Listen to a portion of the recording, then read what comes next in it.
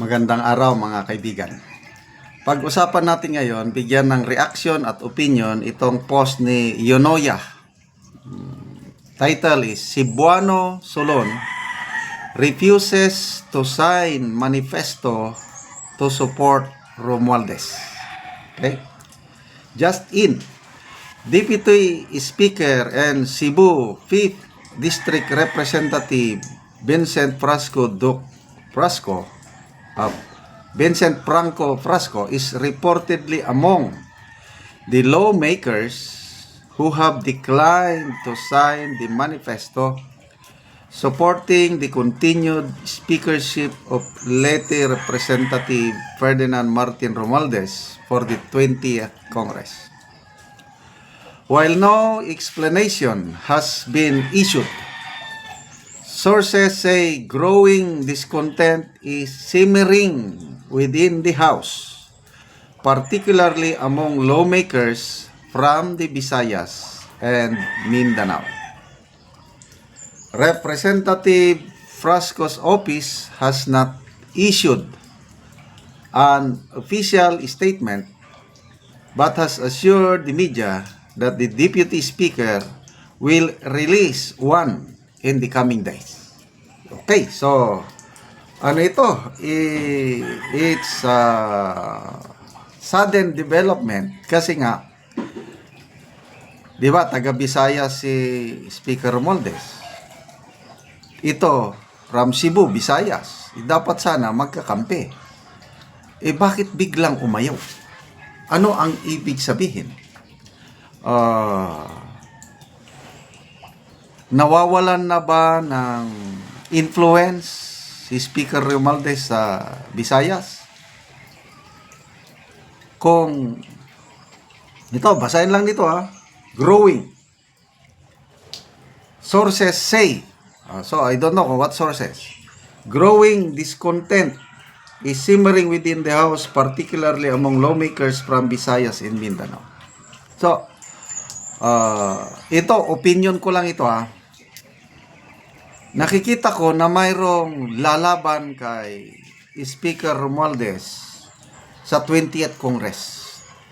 Hindi katulad nitong 19th Congress na parang, kasi mabango pa ang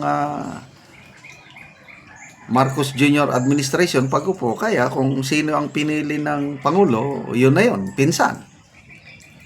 So, nakikita, ito na yung palatandaan siguro. Again, these are all opinions. I'm not sure of it. Akin lang ito.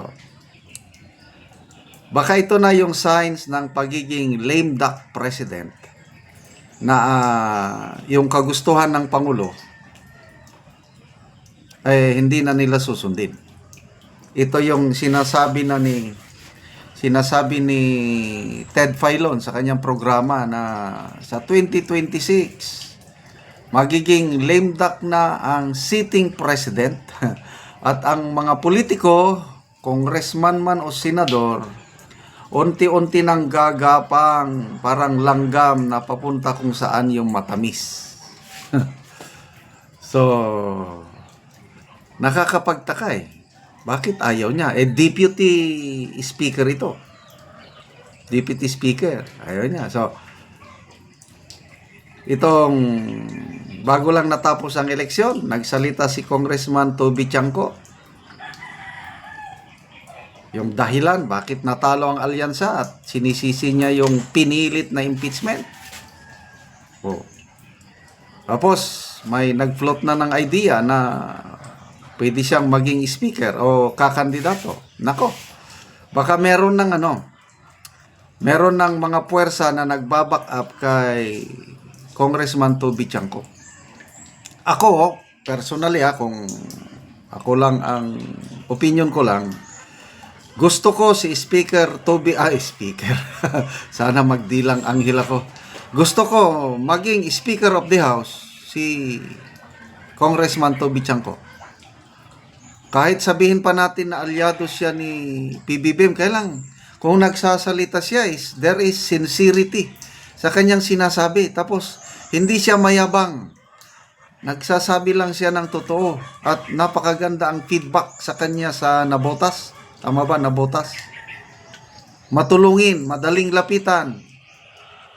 Yan ang tapos wala akong naririnig na bahid sa katiwalian. So, marami ang nagsasabi, again, these are opinions or comments lang na babasa ko, na kung gusto ng Pangulong Marcos Jr. na bumango, makabawi itong last 3 years niya, ang humihila kasi sa performance ng Pangulo, ang kanyang rating humihila, ditong perceived corruption na nagsisimula sa Kongreso. Tingnan nyo ang nangyari sa 2025 budget. Described as the most corrupt budget in history, na dalawang ex-senator nagsasabi, Senator Drilon, Senator-elect Lacson, na wala na, mangled yung National Expenditure Program beyond recognition. Talagang chinap-chap nila. Sinong nag-chap-chap? Itong mga lawmakers. Kaya sabi ni Senator Lacson na sana ang Pangulo gamitin niya yung persuasive powers niya para mahinto yung mga ganong insertion sa budget, dahil yun ang nakakasira.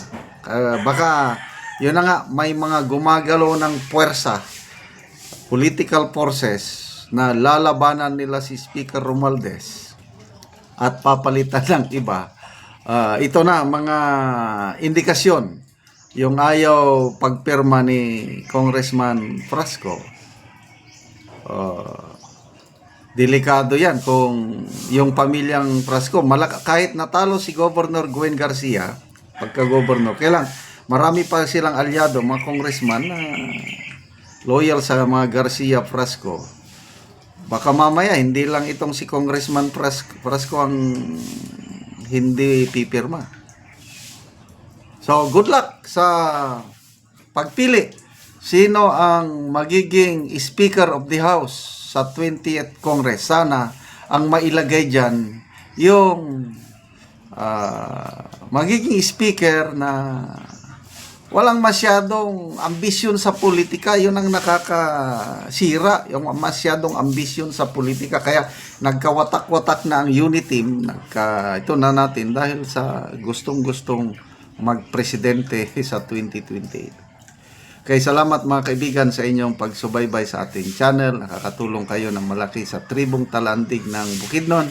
Ang sweldo natin dito is pang tulong sa tribo. Mayroon tayong livelihood assistance sa kanila.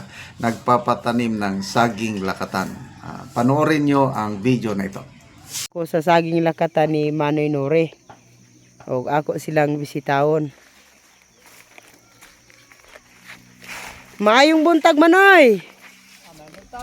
Manang, mayong buntag. Mayong buntag. Nagahinlo mo? Oo, nagbasok may bisan kay mga gagmay palinghod pa ang sagbot pero basukan aron dili Hinayakan? hinayakan og sagbot. Oo. Aron hinlo. Oo. Aron dali mo kuan ang pagtubo. Aron maayo ang tubo og lakatan. Oo. Og karon mga dagko na gid kaya ang unod sa ang saging ni Manoy, hapit na gid ni mangunod, mga dagko na kaayo. Oo, og karon nagabuno na pud si Manoy human siya sa iyang pagginlo.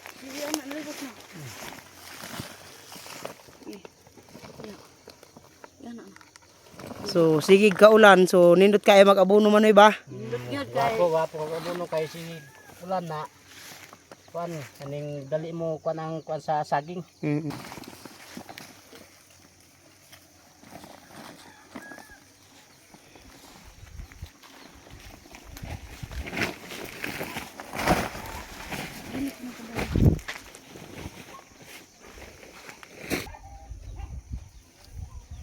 So hapit na gid ni mangunod ang saging ni Manoy kay mga dagko naman. Dagko na. Oo. So, human sa pag-abono ug paghinlo, nag-spray na pud si Manoy sa saging lakatan pampatay sa insekto.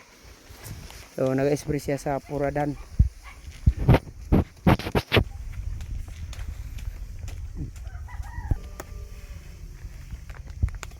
salamat ako. Salamat ko sa dako ko pagpasalamat sa Ginoo nga tagaan mi niya og grasya, panalangin og sa nagtan-aw sa video nga pasalamat ko nga mopadayon ang pagsuporta sa Saging Lakatan kay nakapananom na gyud mi naa nami ikasuportar og puhon-puhon nga makaharvest mi sa among Saging Lakatan naa nami makasuporta sa among mga eskwela aron